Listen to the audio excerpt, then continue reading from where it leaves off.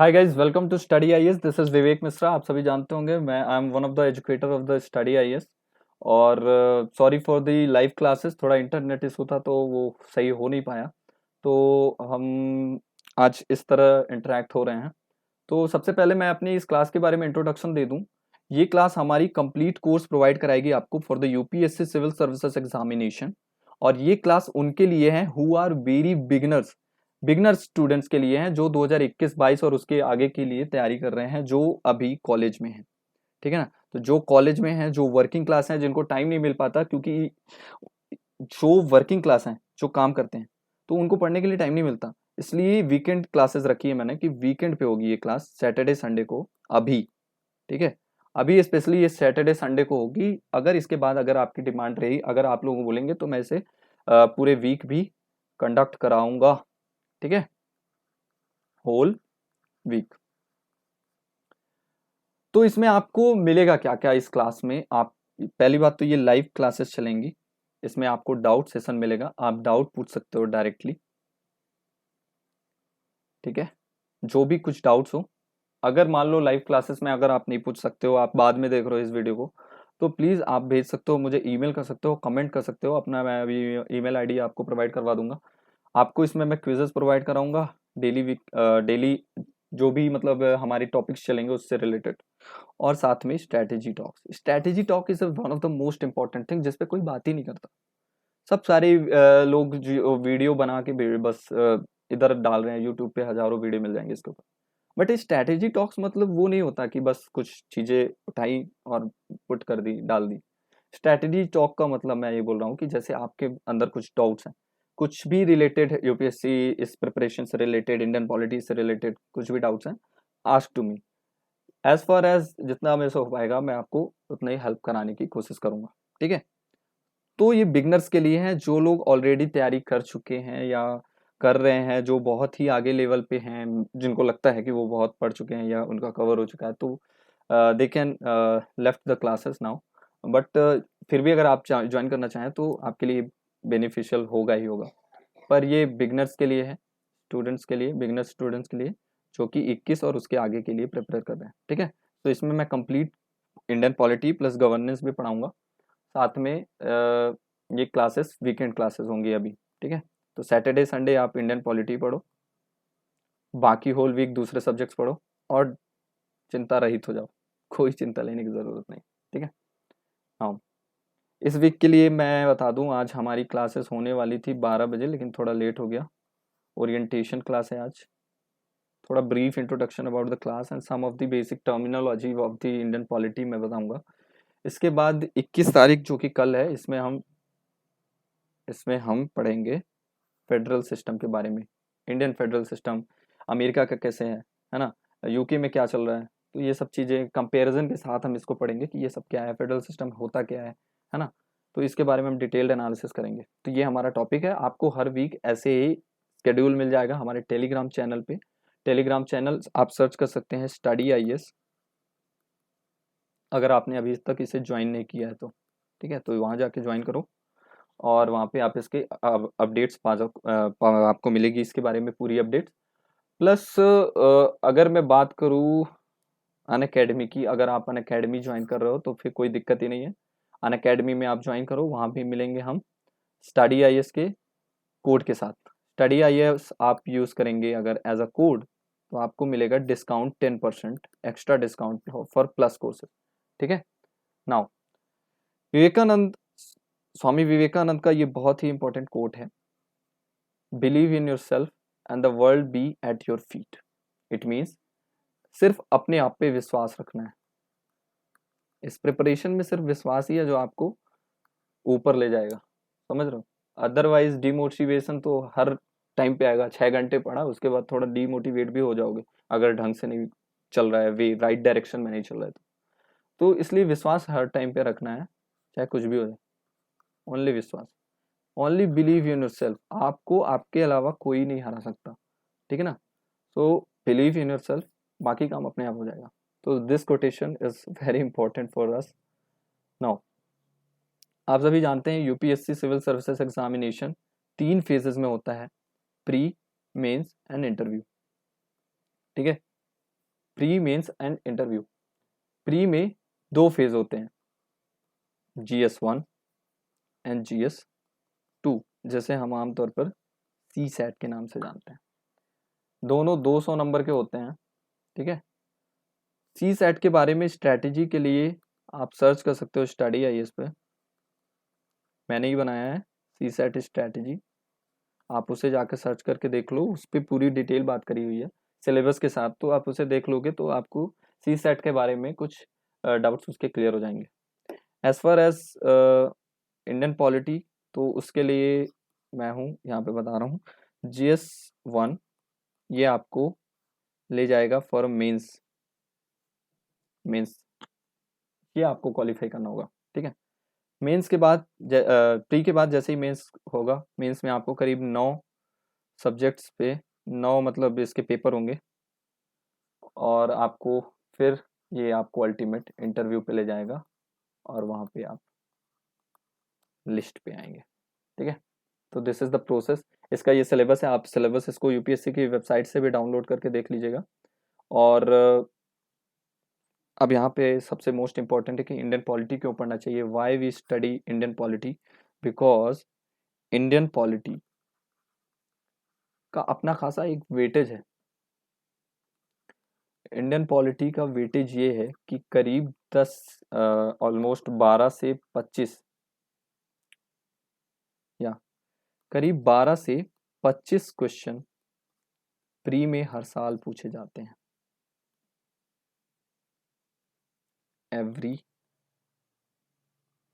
Year on an average. आप देख सकते हो ना, ये है उसका ग्राफ पिछले सालों का कुछ, जैसे आप देख सकते हो 2012 में 21 आए थे, फिर 17, फिर 12, फिर 13, फिर 7, थोड़ा कम हो गया इसमें, बट फिर 23 आया अचानक। ये सारे स्टैटिक पार्ट है ना, ये भी बता दूं, करंट से नहीं है, स्टैटिक है। फिर 15, और इसमें करीब 11 से करीब 15 या 16 आया था शायद। तो ये इसका ग्राफ है, तो देख सकते हो ऑन एन एवरेज 12 से 25 नंबर का क्वेश्चन, 25 क्वेश्चन ये आ रहे हैं, ठीक है। तो करीब 25% वेटेज पॉलिटी का हो गया, इंडियन पॉलिटी का प्री में। और अगर मैं बात करूँ इसकी मेंस की, तो मेंस को हम देखो, आप जानते हो GS पेपर 2 मेंस के लिए इंडियन पॉलिटी एंड गवर्नेंस का पार्ट है, IR का पार्ट है। तो उसमें हम 4 सेक्शन में से डिवाइड कर लेते हैं। पहला पहला हम देखते हैं इंडियन पॉलिटी स्टैटिक, और जिसे हम ट्रेडिशनल बोल सकते हैं, ठीक है। दूसरा है गवर्नेंस, तीसरा है IR, एंड चौथा है वेलफेयर स्कीम्स। इन 4 सेक्शंस में से डिवाइड कर लो, आपके पेपर्स आसान हो जाएंगे। तो इंडियन पॉलिटी का अच्छा खासा वेटेज ये है कि इसमें करीब 100 नंबर के क्वेश्चन पूछे जाते हैं, इसमें ऑन एंड अराउंड 60 से 65 नंबर के, IR में 40 से 50, और इसके ऐसे ही 30 से 40 नंबर के क्वेश्चन इन सब से आते हैं। तो 4 सेक्शन में अगर हम इसे डिवाइड करें तो 100 नंबर ये Indian polity traditional part, governance 60 से 65 नंबर, इंटरनेशनल रिलेशन IR की बात करें तो 40 से 50, और वेलफेयर स्कीम 30 से 40 नंबर। तो हम इसमें पढ़ेंगे सिर्फ इंडियन पॉलिटी और गवर्नेंस का पार्ट, ठीक है। तो इंडियन पॉलिटी और गवर्नेंस का पार्ट अच्छा खासा है, इसलिए आपको ये बहुत ही अच्छे से पढ़ना है। GS पेपर 3 GS पेपर 2 का आप ये देख सकते हैं, ये है syllabus, governance, constitution, polity, social justice, international relation, this is the title और heading of the GS paper 2। और ये इसका डिटेल सिलेबस है। सबसे पहले आप सिलेबस पे जाओ, गो थ्रू जाओ, एक बार अच्छे से डिटेल में पढ़ो ये सब क्या लिखा हुआ है, ये सब जितने भी ये चीज़ें हैं ना, ये है क्या, ये एक एक लाइन पढ़ो, ठीक है, एक एक वर्ड पढ़ो, समझो इसको क्या है। फिर जो कोई भी जहाँ कहीं भी अभी अपनी प्रिपरेशन में पहुंच गए हो, मतलब जैसे कोई अगर यहाँ होगा तो कोई यहाँ होगा, कोई यहाँ होगा, इससे डरने की ज़रूरत नहीं है। हर बंदे ने यहाँ से स्टार्ट किया है, 0 लेवल से, ठीक है। तो ये ग्राफ ऐसे ही जाता है, तो कोई डायरेक्ट ऐसे नहीं आ जाता कि डायरेक्ट यहाँ से शुरुआत किया। तो ग्राफ 0 से ही जाएगा, तो डरने की, पैनिक होने की कोई ज़रूरत नहीं है। 0 से स्टार्ट करो, और अगर आपको मान लो कुछ आता भी है, ऑलरेडी बहुत कुछ आ रहा है, तो फिर भी एक बार फिर से इस क्लासेस के साथ, बेसिक के साथ स्टार्ट करो, ठीक है ना। तो start with the basic and don't jump into the race. इसका एक और मतलब हुआ कि डायरेक्ट स्टैंडर्ड बुक पे मत कूद जाना, मतलब बस पढ़ाई करे और कूद गए डायरेक्ट लक्ष्मीकांत उठा के, नहीं, डायरेक्ट नहीं कूदना है। पहले एनसीईआरटी बेस बनाओ, उस सोर्सेस क्या क्या करने हैं उसके मैं अभी बताता हूँ, बट उसके पहले आपको बेसिक्स क्लियर करने हैं, ठीक है। बेसिक पे ध्यान दो, और अल्टीमेट तो फिर read revise, this is the key. Read as many time as you can, that is the key for success, ठीक है। नाउ सिलेबस की बात करते हैं अभी। तो सबसे पहला एनसीईआरटी, एनसीईआरटी 6 to 12 तक सोशल साइंस, ठीक है इसकी। लेकिन याद रखना कि अगर इसके लिए भी आपके पास थोड़ा कम टाइम हो या नहीं है, तो फिर स्पेशली 9th 10th 11th, इन 3 क्लासेस की तो ज़रूर से सोशल साइंस की एनसीईआरटी पढ़ लेना, ठीक है। तो ये आपके थोड़े बेसिक, थोड़े क्या पूरे ही बेसिक क्लियर कर देंगे, बेसिक चीज़ें। फिर कूद जाना डायरेक्ट यहाँ पे एम लक्ष्मीकांत पे, लेकिन एम लक्ष्मीकांत के पहले है क्लास नोट्स। क्लास नोट्स मतलब कौन सी class notes? This class notes. Study IAS की ये जो क्लास चल रही है, ये प्रॉपर एक वे में बनाई गई है, ठीक है। ये नहीं कि कहीं से भी कुछ भी पढ़ा रहे। सो ये एक वे में पढ़ाई गई है, हमारी टीम ने पूरी मेहनत करी है, तो डोंट वरी, आपको एक वे में पढ़ाया जाएगा। तो क्लास नोट्स, अगर आपको डिक्टेशन चाहिए, डिक्टेशन मतलब अगर आपको कुछ दिक्कत आ रही है तो मैं बोल के लिखवा भी दूंगा उस चीज को। तो अगर आपको डिक्टेशन चाहिए, डिक्टेशन पार्ट चाहिए, तो उसके लिए प्लीज कमेंट बॉक्स में लिख के बता देना, या आप मेल करके भी मेरे को बता सकते हो, मैं डिक्टेट भी करवा दूंगा, ठीक है। अदरवाइज जो पढ़ा रहा हूँ उसको आप अपने लैंग्वेज में लिख सकते हो, ठीक है। तो class notes NCERT and then Laxmikanth. कुछ चीजें जो मान लो सपोज मैं भूल गया पढ़ाना, या फिर कुछ फैक्चुअल चीजें जो लक्ष्मीकांत में है, तो इसके लिए आपको लक्ष्मीकांत प्रेफर करनी है, और लक्ष्मीकांत के साथ साथ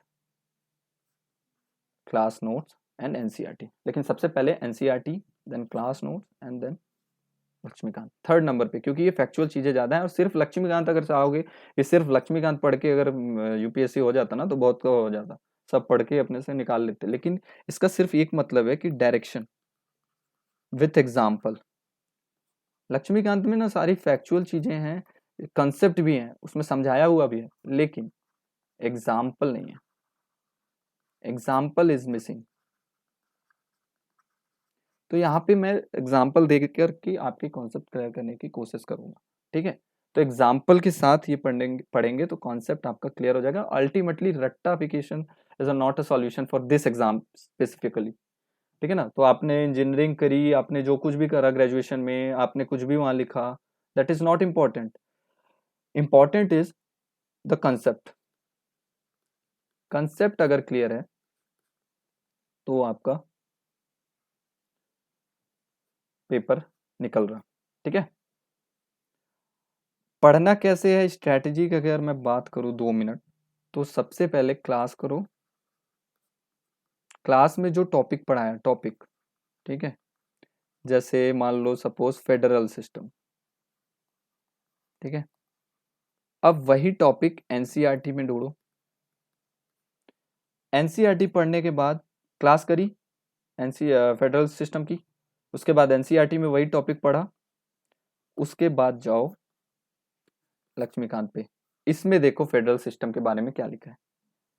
तो इसको करते में आपका 1 2 और 3 बार आप एक ही टॉपिक को थोड़ा थोड़ा करके हर जगह से डायरेक्ट कवरेज मिल जाएगी। ऑलरेडी क्लास में बहुत हर कवरेज मिला के ही मैं पढ़ा रहा हूँ, फिर भी आपको अपनी तरफ से ये तीनों पढ़ना है, ठीक है। जैसे ही ये तीनों कर लोगे तो 3 बार आपका ऑलरेडी एक बार हो गया, 3 रीडिंग, मतलब भले ही वो फर्स्ट ही रीडिंग है, लेकिन 3 बार होगी। उसके बाद डेली बेसिस पे उसका रिवीजन तो करना ही है, प्लस साथ में नोट्स बना के चलना, जिसमें रिवीजन के लिए ठीक रहे। नोट्स नहीं बनाओगे तो अल्टीमेट जब आप जाओगे पेपर देने तो उससे पहले बहुत पैनिक होगा, एंजाइटी फील होगी कि अब याद कहाँ करूँ, क्योंकि अगर आप पूरा बुक पढ़ने जाओगे तो इतना मोटा मोटा बुक, वो फिर लगेगा कि फिर रहने ही दो, मत ही जाओ। तो उस फीलिंग से अगर बचना है, एंजाइटी से बचना है, तो यहाँ पे ज़रूर हो जाता है कि आप अपने नोट्स बनाओ और साथ ही साथ बनाना। हाँ, लेकिन फर्स्ट रीडिंग में मत बनाना, फर्स्ट रीडिंग में मत बनाना नोट्स, सेकंड में भी मत बनाना। एनसीईआरटी से बोल रहा हूँ। क्लास नोट्स में तो मैं ऑलरेडी क्रिस्प मिलेगा आपको, ऑलरेडी शॉर्ट नोट्स प्रोवाइड होंगे, ऑलरेडी वो बहुत सारे सोर्सेज से मिला है, ठीक है। इसके अलावा जो आप इससे पढ़ोगे तो उसी से टॉपिक रिलेटेड आप उसको नोट कर सकते हो, ठीक। नाउ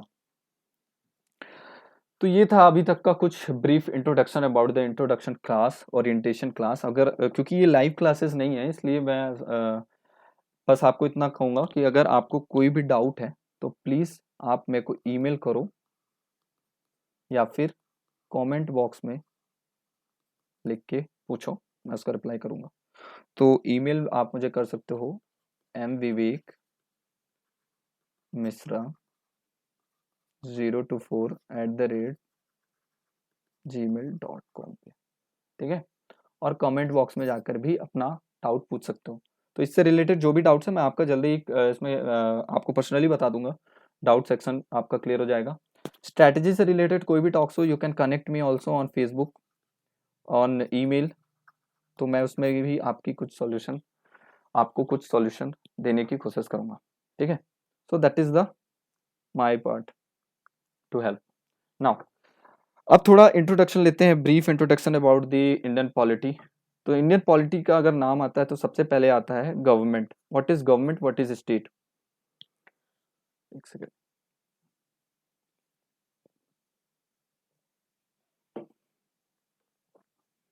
या तो स्टेट क्या है? Suppose this is the area और वन पर्टिकुलर लैंड, इसका नाम है suppose we sorry X Y Z land, ठीक है ना। इसका नाम है सपोज कुछ भी है, यहाँ पे लोग रहते हैं ऑफ कोर्स, ठीक है। अब ये लोग क्या कर रहे हैं, ये आपस में ये लोग रह रहे हैं, ये एक पर्टिकुलर डिफाइंड एरिया है। इन्होंने सपोज इन तीनों ने ये सोचा, इन्हीं लोगों ने आपस में मिलकर एक ग्रुप फॉर्म किया और इन्होंने कुछ पावर अपनी इन सपोज इसको दे दी, इसको चुन करके इसको दे दिया और बोला कि तुम हमारे लिए हमारे ऊपर गवर्न करो और रूल्स बनाओ, रेगुलेशंस बनाओ और इसको कंट्रोल करो, इस एरिया को, और प्रोटेक्ट करो एक्सटर्नल थ्रेट से, ठीक है। और साथ साथ इंटरनल ऑर्डर भी ना बिगड़े, इंटरनल ऑर्डर भी ना बिगड़े। इंटरनल ऑर्डर का मतलब कोई अराजकता अंदर भी ना फैले किसी भी तरह की के तरीके की, जैसे क्राइम से लेके कुछ भी हो गया, किसी भी प्रकार की अराजकता ना फैले, ठीक है ना। अराजकता मतलब अस्पष्टता, कुछ भी नहीं है तो कुछ भी कर रहे हैं, है ना। गवर्नमेंट ही नहीं है तो कोई कुछ भी कर रहा है, कहीं भी जा रहा है, किसी को भी मार रहा है, कुछ भी कर रहा है, जो मन कर रहा है, that should be not be done in this particular area. तो इन्हीं लोगों ने, कुछ लोगों ने किसी एक पर्टिकुलर या कुछ लोगों को रिप्रेजेंट किया, इलेक्ट करा और उनको अथॉरिटी दे दी। अब ये अथॉरिटी तीन प्रकार से हो सकती है, उस पर मैं बाद में आऊंगा, लेकिन सबसे पहले ये समझो कि दिस इज द लैंड और this is called the state. जिसको इन्होंने पावर दी इस एरिया को चलाने के लिए, that is called the state, this is called the state, that territory. It means that sorry it means इस लैंड की जो गवर्नेंस पावर है वो इन्होंने इसको दे दी, ठीक है। अब क्यों दी? टू गवर्न देम और to control the external threat. अगर कोई बाहर से कहीं इस पे हमला ना कर दे, इसको थ्रेट ना पहुंचाए, है ना, तो इसलिए इन्होंने ये power the, that is called the state, ठीक है। स्टेट की अगर पर्टिकुलर मैं अब डेफिनेशन बताऊं तो it is a basically the political entity, ये वह पॉलिटिकल इकाई है which in which the peoples who are living there, जो लोग ये लोग रह रहे हैं ना यहाँ पे, ये तो who the people who are living in the particular defined area is occupying that space, this space, and giving the power, or authority to someone to secure their territory, secure their territory from the external threat. ठीक है, external threat as well as internal orders, that is called the state. The state which is the people, the state which is a political independent entity, the people who are living there comes together and forms the government, or given the authority to the elected people or some kind of peoples to govern over them, so that they can secure the territory of their land, particular defined land, from the external threat as well as from the internal order, that is called the state. ठीक है, I think आपको समझ में आ गया होगा कि state क्या है। ठीक है, अब ये जरूरी क्यों है? देखो 125 करोड़ और 135 करोड़ की जनता में अगर सारे ही गवर्न करने लगे तो कैसे चलेगा? यहाँ तो ऑलरेडी कई सारे लोगों का, दो लोगों का ही आपस में मेल नहीं होता, मतभेद रहते हैं, तो कैसे लोग एक दूसरे की बात मानकर इतने लोगों को गवर्न कर पाएंगे? That is not practically possible. So इसके लिए ये कुछ लोगों को सेलेक्ट करते हैं, क्योंकि हमारे यहाँ इलेक्टेड रिप्रेजेंटेटिव वाला सिस्टम है, तो हमने डायरेक्ट जनता से, जनता हमारे यहाँ चुनती है इलेक्टेड रिप्रेजेंटेटिव को, फिर वो हमारे बिहाफ पे, जनता के बिहाफ पे गवर्न करते हैं, रूल करते हैं, लॉ बनाते हैं और उसको इम्प्लीमेंट करते हैं। ठीक है, now who will enforce it? अब इसका आंसर है हु विल एनफोर्स इट। तो हु विल एनफोर्स इट के लिए, अब जब स्टेट बन गया, आप ही सोचो, अगर स्टेट है तो स्टेट को चलाने के लिए ऑफ कोर्स हमें चाहिए होगा, स्टेट को चलाने के लिए हमें चाहिए होंगे कुछ ऑर्गन्स, कुछ टूल्स, कुछ इंस्ट्रूमेंट। समझ रहे हो बात को? इंस्ट्रूमेंट मतलब कुछ ऐसे इंस्ट्रूमेंट जिसके थ्रू हम इसे गवर्न कर पाए, चला सकें। और ये इंस्ट्रूमेंट, ये ऑर्गन्स की पावर और कौन कौन से वो ऑर्गन्स होंगे, ये डिसाइड कौन करता है? This is decided by basically constitution. It means basic law of that land. ठीक है, अभी मैं पूरी डेफिनेशन के साथ इसको बताऊंगा, डोंट वरी। आज थोड़ा सा बेसिक ब्रीफ इंट्रोडक्शन हो रहा है, तो don't be panic, just listen and understand what is the concept. So what is state, आप सभी ने समझ लिया क्यों जरूरी है? Because everyone is not suitable और capable to do control the over the all the one. ठीक है, तो and who will enforce? So state है तो स्टेट को चलाने के लिए ऑर्गन्स चाहिए, इंस्ट्रूमेंट चाहिए। उस इंस्ट्रूमेंट को कौन पावर देगा, कौन कौन से इंस्ट्रूमेंट होंगे, कैसे वो फंक्शन करेगा, कैसे रोल करेगा, उसकी जो बेसिक रूल्स हैं वो कौन प्रोवाइड कराता है? That is provided by the constitution itself. And constitution क्या है? ये बेसिक लॉ है of that particular defined law. उसके बारे में मैं अभी बताऊंगा डिटेल में, डोंट वरी। सो यहां तक समझ में आ गया? नाउ देखो, सरकार की, स्टेट की 3 ऑर्गन्स होते हैं। मैंने बताया स्टेट को ऑर्गन्स की जरूरत होगी। अब उसके ऑर्गन्स क्या हैं? उसके 3 ऑर्गन्स हैं। पहला लेजिस्लेटिव या लेजिस्लेचर बोलते हैं, दूसरा एग्जीक्यूटिव एंड तीसरा जुडिशरी।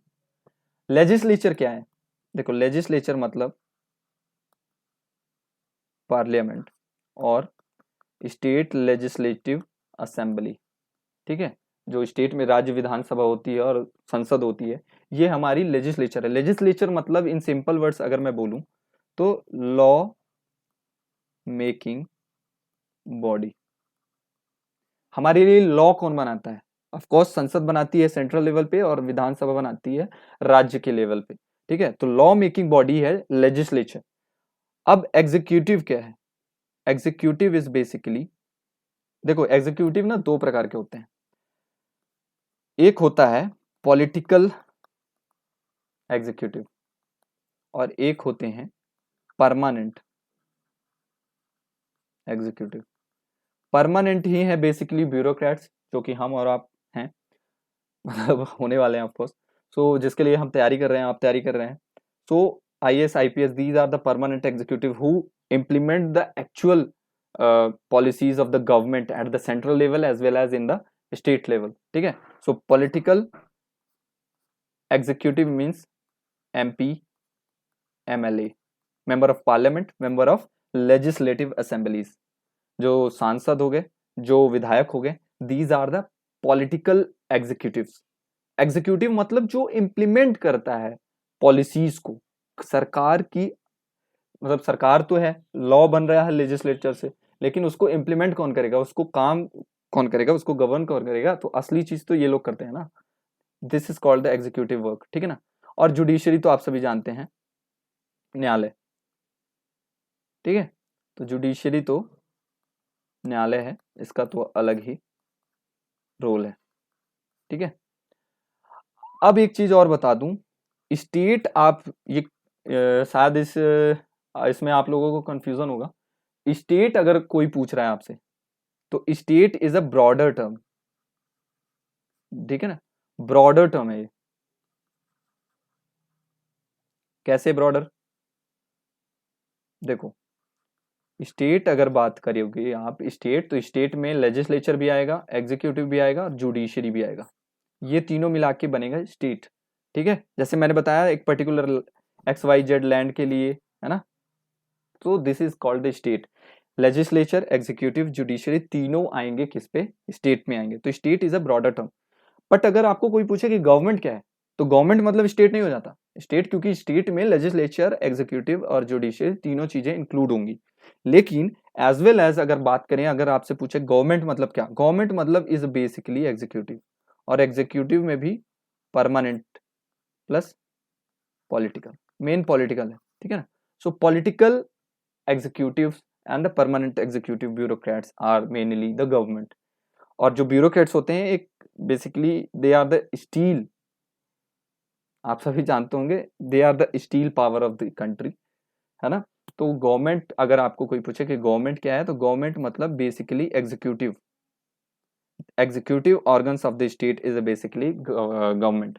लेकिन अगर स्टेट कोई पूछ रहा है, तो स्टेट का मतलब है लेजिस्लेचर, एग्जीक्यूटिव एंड जुडिशरी, तीनों चीज आ रही है। सिर्फ यहाँ पे, ये सिर्फ आप एग्जीक्यूटिव मत बोल देना, एग्जीक्यूटिव मतलब सिर्फ गवर्नमेंट, गवर्नमेंट अगर कोई पूछ रहा है तो एग्जीक्यूटिव, अदरवाइज स्टेट में तीनों चीजें आ रही हैं, ठीक है। तो I think this is the concept clear हो जाना चाहिए यहाँ पे आपका। नाउ अब बात करते हैं कॉन्स्टिट्यूशन की, व्हाट इज कॉन्स्टिट्यूशन, ठीक है। तो एक सेकंड, मैंने एक चेक लिस्ट बनाई हुई थी कि मैं आपको क्या क्या बताने वाला हूँ, तो उस पर अपन हम बात कर लेते हैं थोड़ा सा, या। सो कॉन्स्टिट्यूशन, व्हाट इज कॉन्स्टिट्यूशन, तो constitution is basically a fundamental law of the land. मैंने बताया ये एक एरिया है, स्टेट है यहाँ का। अब इस एरिया में जो लोग रह रहे हैं, इनके लिए एक पर्टिकुलर बेसिक लॉ बनेगा कि वो कौन सा रूल होगा जिसपे ये लोग चलेंगे, किसको कौन फॉलो करेगा। अदरवाइज तो कोई भी कुछ लिख के जा रहा है, कुछ भी चल रहा है, तो उसको वो ना आर्बिट्रेरीनेस ना हो, आर्बिट्रेरीनेस ना हो, उसके लिए ये लोग बेसिकली बेसिक लॉ बनाते हैं। बेसिक लॉ का मतलब ही है कि एक common law to coordinate with people, ठीक है। To coordinate with the people, common law एक होता है, this is the fundamental. Fundamental का मतलब क्या होता है, मौलिक। मौलिक मतलब एक कॉमन लॉ होना चाहिए, बेसिक लॉ होना चाहिए to coordinate with the minimal people. आप जितने भी हो, एक बेसिक रूल होना चाहिए, उस पर वो काम करेगा, ठीक है। That is provided by the constitution, that's why it is known as the constitution. It is a fundamental law of the land which has a legal entity, also known as a legal entity. इसको legal सेंटिटी मिलनी होनी चाहिए। अब legal सेंटिटी क्या है, मतलब कानूनी वैधता और पवित्रता, दोनों मतलब होते हैं इसके, ठीक है। तो दैट इज कॉन्स्टिट्यूशन। इसके कीवर्ड्स समझ लेते हैं कुछ। कॉन्स्टिट्यूशन देखो, आप, मैंने अभी स्टेट बताया, गवर्नमेंट बताया, गवर्नमेंट में एग्जीक्यूटिव आप सभी ने समझ लिया, लेजिस्लेचर मतलब पार्लियामेंट, एग्जीक्यूटिव मतलब दो प्रकार के होते हैं, पॉलिटिकल एंड परमानेंट, ठीक है। और जुडिशरी आपने जाना ही, judiciary supreme court, high court और ऑर्डिनरी कोर्ट जो होते हैं हमारे यहाँ, लोअर कोर्ट। अब मैं सेपरेशन ऑफ पावर्स की बात करता हूँ। What is the separation of powers? तो सेपरेशन ऑफ पावर्स मतलब ये है लेजिस्लेचर, ये है जुडिशरी और ये है एग्जीक्यूटिव। ठीक है, ये हो गए स्टेट के 3 ऑर्गन्स। ठीक है, अब इसमें इसको इससे लेना देना नहीं, इसको इससे लेना देना नहीं, इसको इससे लेना देना नहीं, इसको इससे ना इसको इससे। ठीक है ना, ये कंसेप्ट है सेपरेशन ऑफ पावर। मतलब एग्जीक्यूटिव टोटल डिफरेंट है, लेजिस्लेचर टोटल डिफरेंट है और जुडिशरी टोटल है। कोई भी एक दूसरे के काम में इंटरफेयर नहीं कर रहा है, इंटरफेयर नहीं कर रहा है ये। लेकिन एक चीज यहाँ पे याद रखना कि ये अगर मैं बात करूं स्ट्रिक्ट, इसके बारे में डिटेल बात करेंगे, लेकिन अभी एक कॉमन ब्रीफ समझ लो आप कि ब्रीफली नॉलेज लो लेना चाहिए कि जो स्ट्रिक्ट सेपरेशन ऑफ पावर्स है ना, वो है सिर्फ यूएसए में। जी हाँ, वहां की जो लेजिस्लेचर है ना, सीनेट, वहां की जो कांग्रेस है, वो कांग्रेस कांग्रेस वहां के पार्लियामेंट को बोलते हैं बेसिकली। तो वहां का जो कांग्रेस है ना, वहां की कांग्रेस को एग्जीक्यूटिव से कोई लेना देना नहीं है। जो डोनाल्ड ट्रंप है, जो प्रेसिडेंट है ना, वो लेजिस्लेचर के मेंबर नहीं है, उनका उनसे कोई लेना देना नहीं। जुडिशरी टोटल डिफरेंट हो गई, एग्जीक्यूटिव टोटल डिफरेंट है, legislature total different. Got it? तो लेकिन इंडिया में ऐसा नहीं है, इंडिया में अलग केस है। इंडिया में जो एमपी है, member of parliament, this is he is the part of the legislature. कैसे है पार्ट? मेंबरशिप। आप सभी ने सुना होगा कि बिना जो भी लोग इसमें मेंबर हैं, अगर वो सरकार में मंत्री हैं या कुछ भी हैं, है ना, सपोज प्राइम मिनिस्टर ही हैं, तो उनको मेंबर ऑफ द हाउस होना मैंडेटरी है, मैंडेटरी है। ठीक है,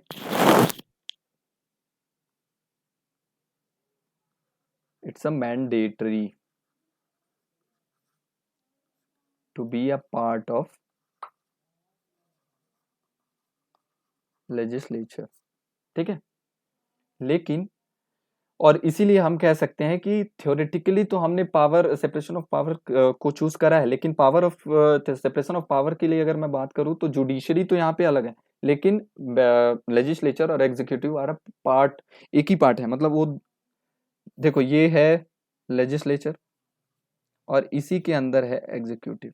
ठीक है, तो ये यहाँ पे और ये यहाँ पे है जुडिशरी। तो यहाँ पे इन दोनों के बीच में सेपरेशन ऑफ पावर है, लेकिन ये इसका पार्ट है।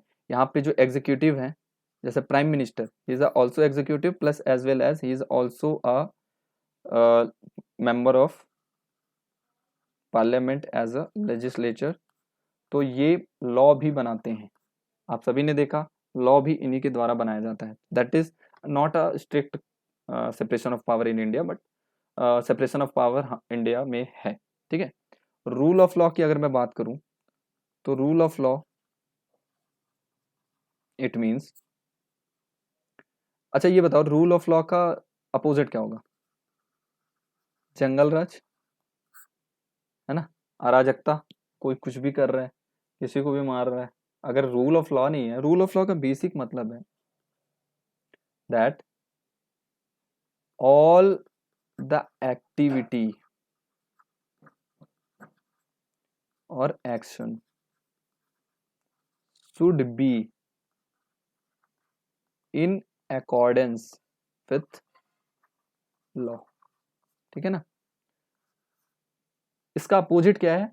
जंगल राज। जहां रूल ऑफ लॉ नहीं होगा तो वहां कोई भी कुछ भी करेगा, कुछ भी हो रहा है, क्राइम हो रहा है, कुछ भी हो रहा है, कोई किसी को रोकने वाला नहीं है। सपोज कुछ नहीं है, सपोज मान लो इंडिया में रूल ऑफ लॉ नहीं है, जिसका जो मन कर रहा है, कोई किसी को भी मार रहा है, कोई किसी को भी कुछ भी कर रहा है, सपोज क्राइम कर रहा है किसी पर कर।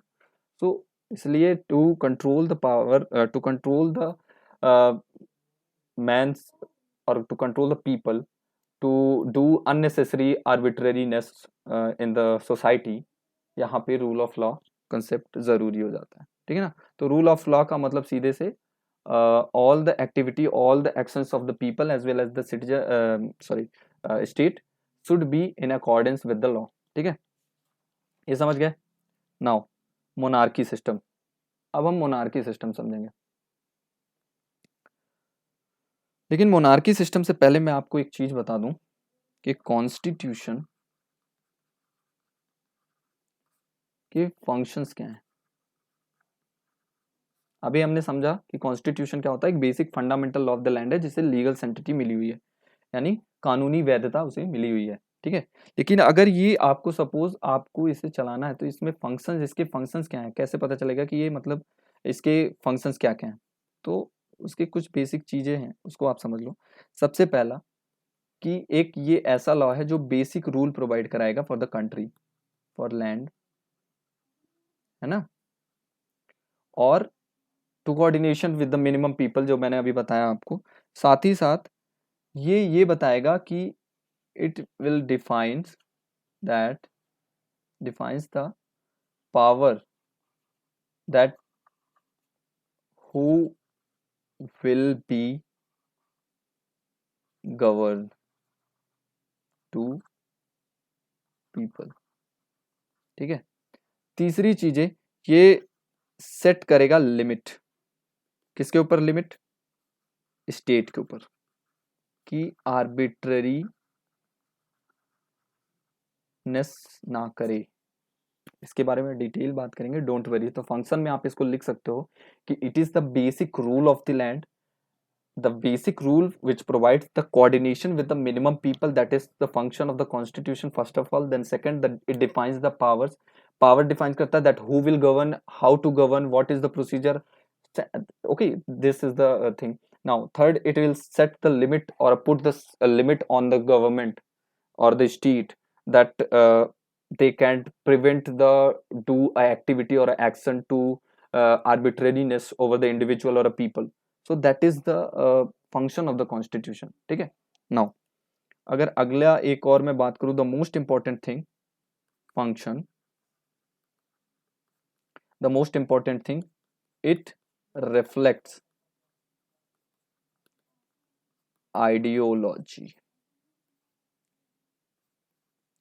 आइडियोलॉजी ऑफ द स्टेट और नेशन और कंट्री, ठीक है।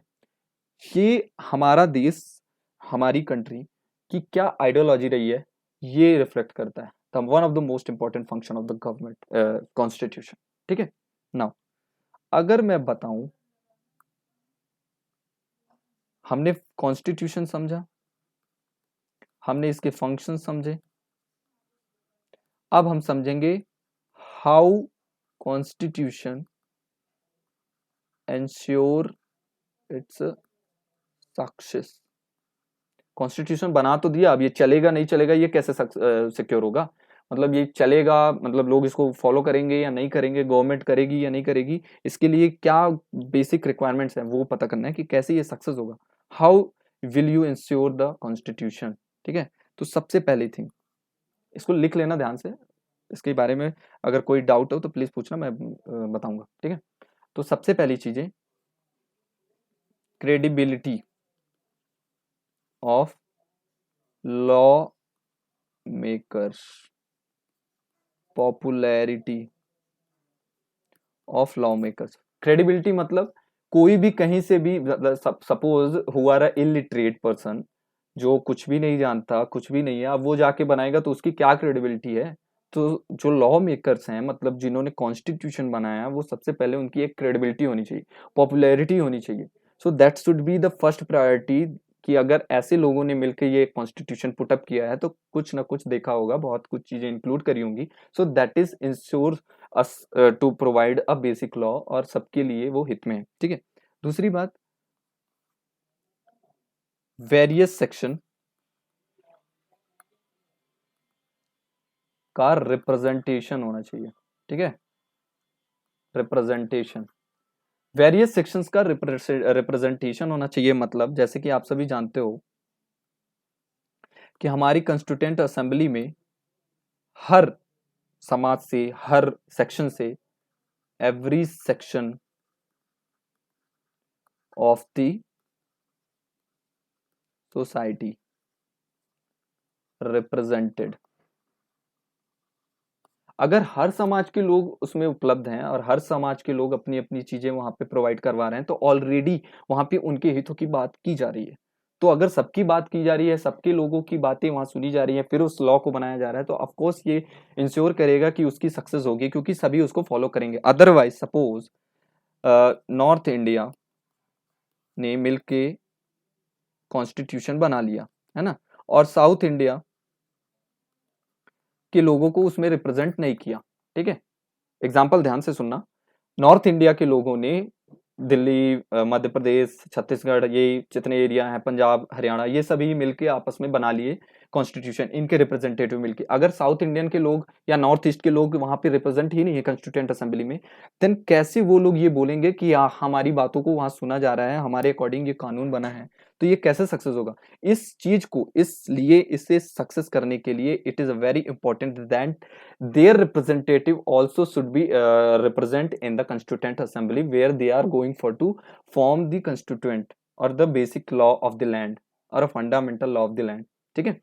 सो इसके लिए north India plus south India plus north east India सबका पार्ट इन्वॉल्व होना चाहिए, ठीक है, सब इंक्लूड होने चाहिए।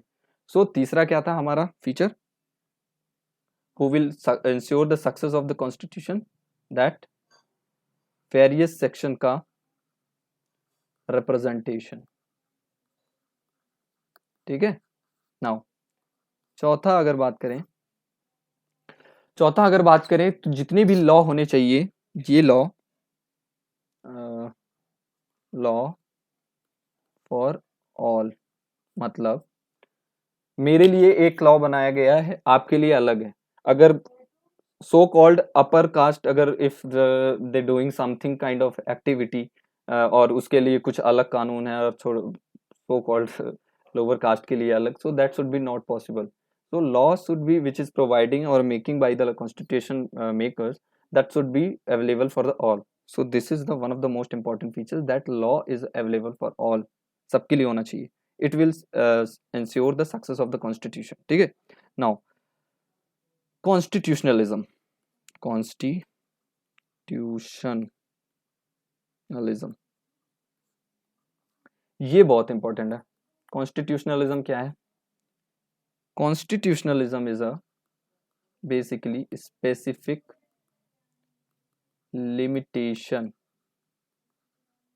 ऑन गवर्नमेंट और स्टेट, समझे?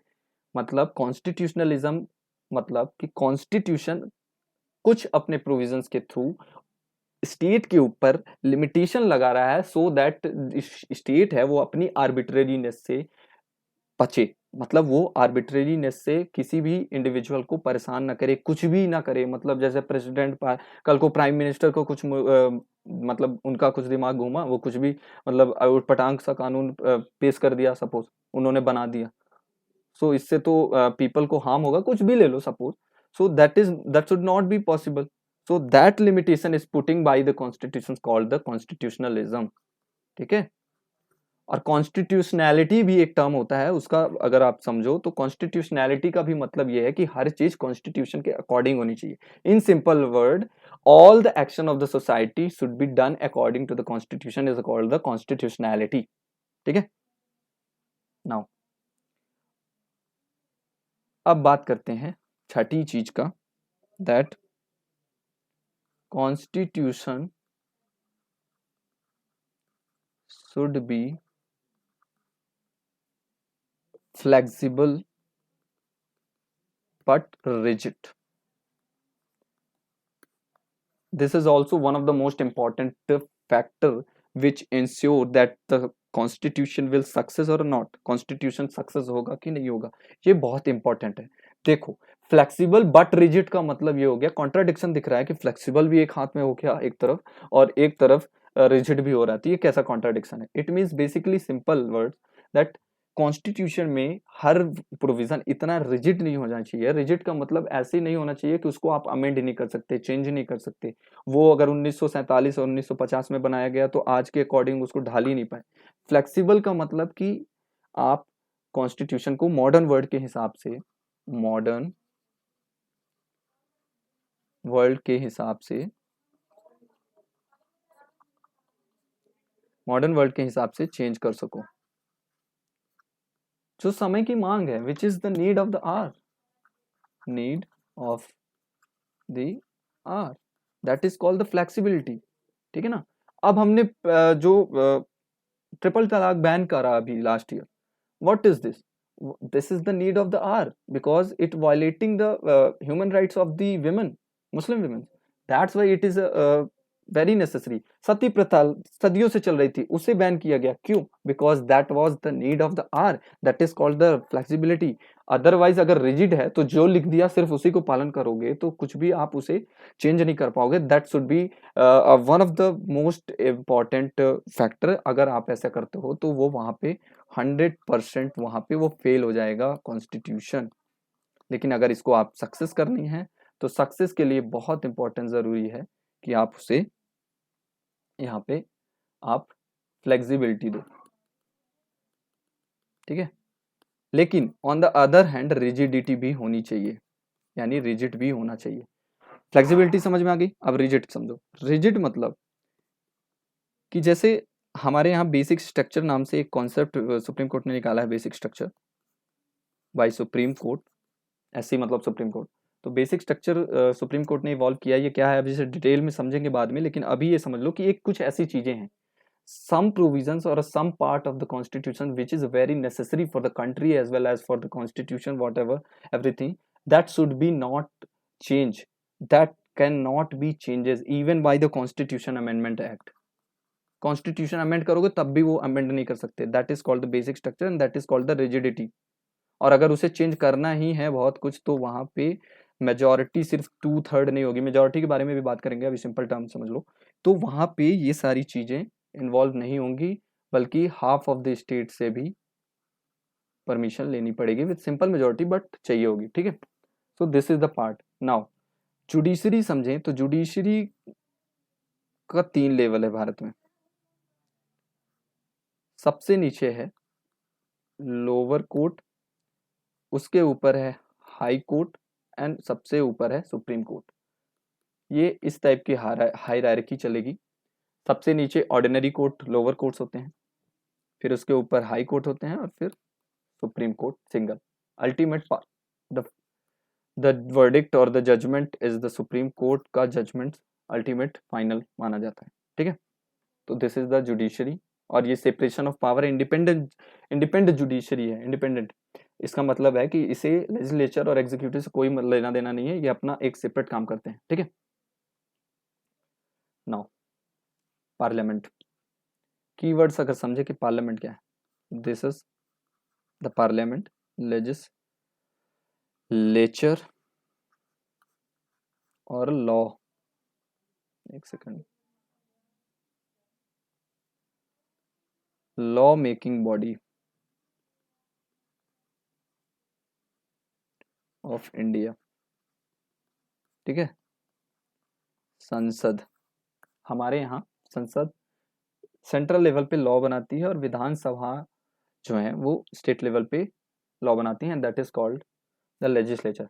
तो ये हो गया पार्लियामेंट। ठीक है। अब राज्यसभा, व्हाट इज राज्यसभा?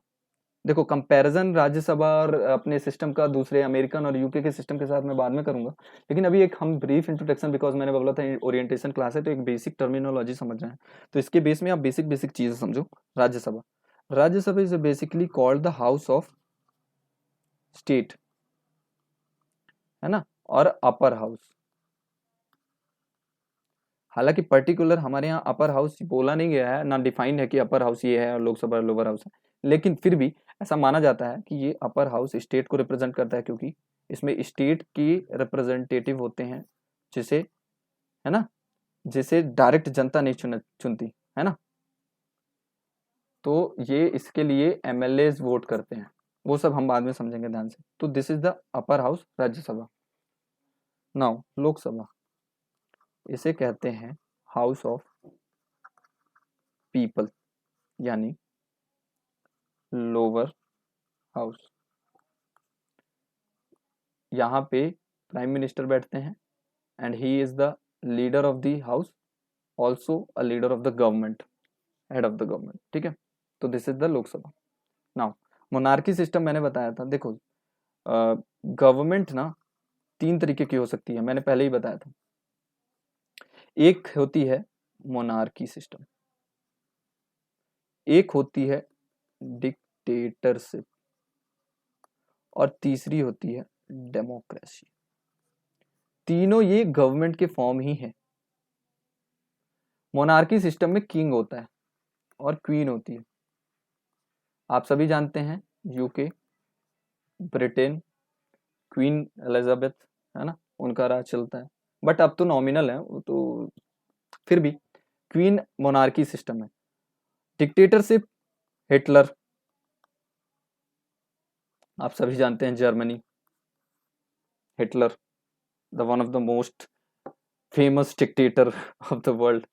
तो डिक्टेटरशिप सिर्फ एक बंदे का राज चल रहा है पूरे देश में, कुछ भी कर रहा है, कुछ भी लिख रहा है, कॉन्स्टिट्यूशन चेंज कर दे रहा है, कुछ भी कर रहा है, अपनी अकॉर्डिंग चला रहा है, कुछ भी कर रहा है। That is called the dictatorship. मेरे हिसाब से तुम लोग चलोगे और कुछ नहीं होगा, that is called the dictatorship. अगर मैं बोलूँ कि नहीं आप सब मेरे हिसाब से चलोगे, क्यों चलोगे? अगर मैं अपने हिसाब से चलाने लगूँ जबरदस्ती, that is called the dictatorship, that is the form of the government of the dictatorship, ठीक है ना। नाउ एक क्वेश्चन मैंने बोला था, विच इज द बेस्ट, ये शायद बोल गया था, सॉरी। तो विच is the best form of government, and that is of course democracy. ऊपर से डेमोक्रेसी भी कौन सी? मॉडर्न डेमोक्रेसी, ठीक है। तो मॉडर्न डेमोक्रेसी, डेमोक्रेसी, अच्छा ये याद रखना, ध्यान से इसको लिख लेना। अगर जो लोगों को बेसिक बातें ना पता हो तो प्लीज इसे लिख लो कहीं ध्यान से, तो ये याद हो जाएगी, उसके बाद आपको रिवीजन में बहुत हेल्प करने वाला है, ठीक है। तो डेमोक्रेसी मतलब government of the people, by people, for people. That is a very famous and common definition of the democracy और मॉडर्न डेमोक्रेसी, कि गवर्नमेंट मतलब सरकार जो है, जनता की सरकार, जनता के द्वारा, जनता के लिए, ठीक है। इसका मतलब हमारे यहाँ अगर मैं इंडियन कॉन्स्टिट्यूशन और इंडियन स्टेट की बात करूं तो हमने लिया है इलेक्टेड रिप्रेजेंटेटिव सिस्टम, ठीक है। इलेक्टेड रिप्रेजेंटेटिव सिस्टम मतलब कि हम कुछ लोगों को चुनते हैं, जनता कुछ लोगों को चुनती है और वो हमारी जगह रूल करते हैं, लॉ बनाते हैं, उसको इम्प्लीमेंट करते हैं, ठीक है। वो ये सब काम देखते हैं, that is called the elected representative system, और that is called the democracy, ठीक है। नाउ कॉन्स्टिट्यूशन मैंने पहले ही बताया, it is a fundamental law of the land which has a legal sanctity. Constitutionality, constitutionalism समझ गए।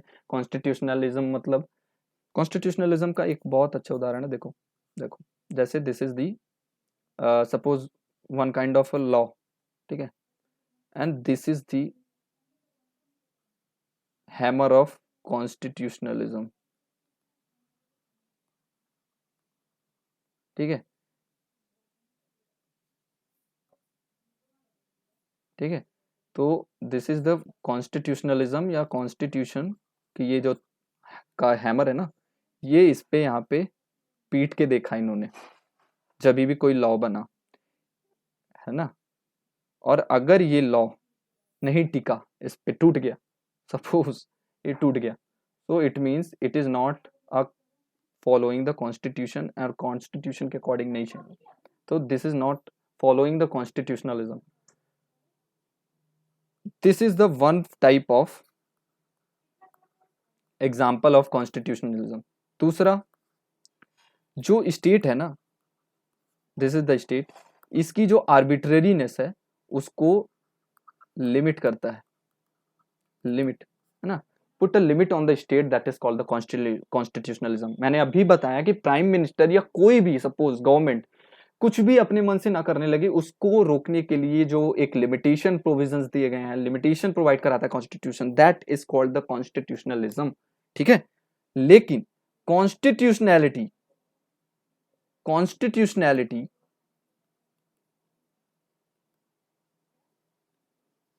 It means according to constitution, that's it. हर चीज कॉन्स्टिट्यूशन के अकॉर्डिंग होनी चाहिए, ठीक है, that is called the constitutionality. Now function of the constitution मैंने पहले ही बताया, फिर आप लोग देख दो। It provides the basic law of the land, reflects the ideology of the nation, set the limitation of the state and defines the power of the state. ठीक है. Now कॉन्स्टिट्यूशनल, देखो एक कंसेप्ट है कॉन्स्टिट्यूशनल मोनार्की और democratic monarchy. अब इसमें आप थोड़ा कंफ्यूज हो सकते हो, बाकी कंफ्यूजन ऐसा है नहीं कुछ. देखो कॉन्स्टिट्यूशनैलिटी और कॉन्स्टिट्यूशनल मोनार्की मतलब जापान में है जो कॉन्स्टिट्यूशनल मोनार्की मतलब, अब देख लो कॉन्ट्राडिक्शन नहीं लग रहा है कि कॉन्स्टिट्यूशन भी है और मोनार्की भी है, बट कुछ ऐसा है नहीं खास. देखो जापान में जो हेड ऑफ द स्टेट है ना, दैट इज किंग, और जो हेड ऑफ द गवर्नमेंट है वो है प्राइम मिनिस्टर शिंजो आबे, अभी आपने जानते होंगे. सो कॉन्स्टिट्यूशनल मोनार्की मतलब जैसे हमारे यहाँ प्रेसिडेंट हो गया ना, तो उनके यहाँ किंग है, दैट्स सिंपल. और क्योंकि उन्होंने कॉन्स्टिट्यूशन अपनाया है, रिटन कॉन्स्टिट्यूशन है जापान का, इसलिए उन्होंने कॉन्स्टिट्यूशनलिज्म या कॉन्स्टिट्यूशन मोनार्की उन्होंने ये नाम दिया है. That's it, that is only a name sec. Sorry.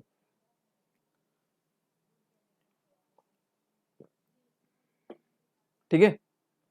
Now democratic monarchy की अगर मैं बात करूं तो ये इंग्लैंड में है. डेमोक्रेटिक मोनार्की अब ये क्या है, देखो हम सभी जानते हैं जो यूके का कॉन्स्टिट्यूशन है ना, वो लिखा हुआ नहीं है कहीं एक जगह, वो कॉन्स्टिट्यूशन वहां अनरिटन कॉन्स्टिट्यूशन है. इसका ये मतलब नहीं हो गया कि वहां कॉन्स्टिट्यूशन ही नहीं है. वहां तो सबसे पहले ऑलमोस्ट 700 साल पहले वहां पे कॉन्स्टिट्यूशन डेमोक्रेसी आया था. 1215 में फर्स्ट टाइम वो किंग जॉन ने उन्होंने प्रोवाइड कराया था. ये सब मैं बताऊंगा बाद में. तो उन्होंने पहले ही, वो तो बहुत पुरानी डेमोक्रेसी है भारत मतलब यूके, लेकिन वो अनरिटन कॉन्स्टिट्यूशन. वहां पे जो ये पार्लियामेंट है ना वहां की, ये कुछ भी लॉ बनाती है, ऑर्डिनरी लॉ भी वहां पे कॉन्स्टिट्यूशन बन जाता है. That is called the unwritten constitution. मतलब एक पन्ने में एक, जैसे suppose this is the one kind of register. Okay, this is the Indian constitution suppose, but ये एक बाइंडिंग डॉक्यूमेंट है. लेकिन वहां पे उनका ये बाइंडिंग डॉक्यूमेंट नहीं है. वहां पे कुछ भी नया चीज बन रहा है उसको ऐड करते जाते हैं. That is called the constitution. So इसलिए जस्ट उनके लिए वहां बोला जाता है कि it is a democratic monarchy, मतलब वहां डेमोक्रेसी भी है और मोनार्की भी है. Head of the government king और क्वीन बनते हैं, इसलिए वहां बोला जाता है जस्ट नेम से. लेकिन वेयर एज इंडिया की अगर मैं बात करूं और यूएसए की, तो हमने चुना है रिपब्लिक. जब प्रियम्बल हम बात करेंगे, प्रियम्बल पढ़ेंगे, तो उसमें हम अच्छे से इससे डिटेल में पढ़ेंगे कि व्हाट इज रिपब्लिक. रिपब्लिक के कई अर्थ होते हैं और बहुत इंपॉर्टेंट वर्ड है ये रिपब्लिक. रिपब्लिक ना हो ना तो आप लोग जो हम लोग जो आज़ादी हमको मिल रही है वो मुश्किल हो जाती है. सब पे बात करेंगे, बट रिपब्लिक का एक मोटा मोटा मतलब ये है कि जो हेड ऑफ द स्टेट है ना, विल बी इलेक्टेड पर्सन.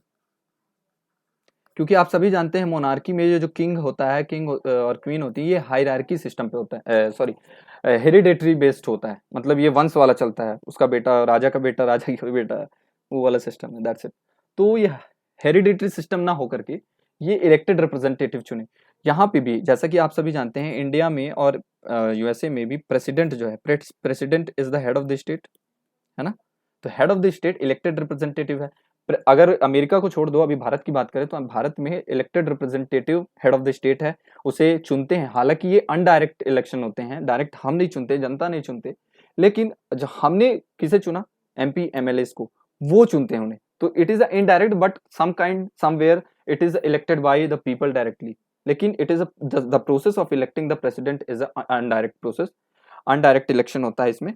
लेकिन इलेक्टेड प्रेसिडेंट होते हैं फॉर द फिक्स्ड टर्म 5 साल के लिए, और अमेरिका में वहाँ 4 साल के लिए होते हैं. तो 5 साल के लिए ये फिक्स्ड टर्म के लिए हम इलेक्ट करते हैं. That is called the Republic.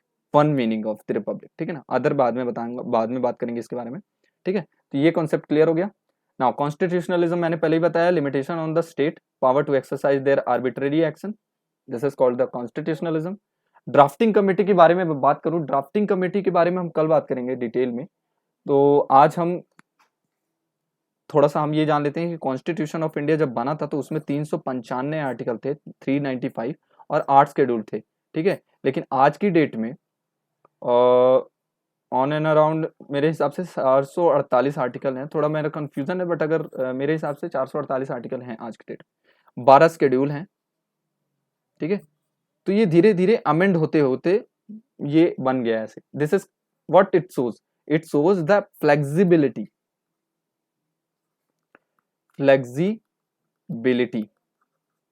of constitution. Got it? This is called the flexibility of the constitution. आगे की बात, आगे के कीवर्ड्स आपकी और भी कुछ आपको अगर डाउट हो तो प्लीज ईमेल करना, मेरा ईमेल आईडी है, मैं अभी बता दे रहा हूँ, 1 सेकेंड। तो ईमेल आईडी है मेरी mvivekmisra024@gmail.com। आप इस पे सीधे आपकी जो भी डाउट्स हो, क्वेरी हो, प्लीज ईमेल करो, मैं आपको रिप्लाई कर दूंगा। आप कमेंट बॉक्स पे लिख सकते हो, ठीक है। और भी जो कुछ डाउट्स हैं, कुछ आपको पूछना हो वो बता देना, कौन सा टॉपिक आपको कवर करना है वो भी बता देना, वो भी कंप्लीट कर लेंगे, ठीक है। So that's all for today and sorry for the live classes because there was an internet issue, so उसके लिए माफी चाहूंगा। बट हम जल्दी से सॉर्ट आउट करके हम लाइव क्लासेस पे आएंगे। तो कल मिलते हैं 12 बजे, ठीक 12 बजे हम आपको मिलेंगे। तो तब तक के लिए अपना ख्याल रखिए, मन लगा कर पढ़िए और इंडियन पॉलिटी पे भी ध्यान दीजिए, ठीक है। तो आपको सारे सब्जेक्ट के साथ इंडियन पॉलिटी भी कवर करना है, ठीक है। तो thank you for watching this video. अगर आपको मेरा ये वीडियो पसंद आया तो please hit the like button और कमेंट करके अपनी थॉट्स शेयर करिएगा कि कैसा रहा ये आज का इंटरेक्शन, और आपको और क्या क्या चाहिए मेरी फ्रॉम माई एंड, तो मैं उस चीज़ों को प्रोवाइड कराने की कोशिश करूंगा। So thank you, bye bye.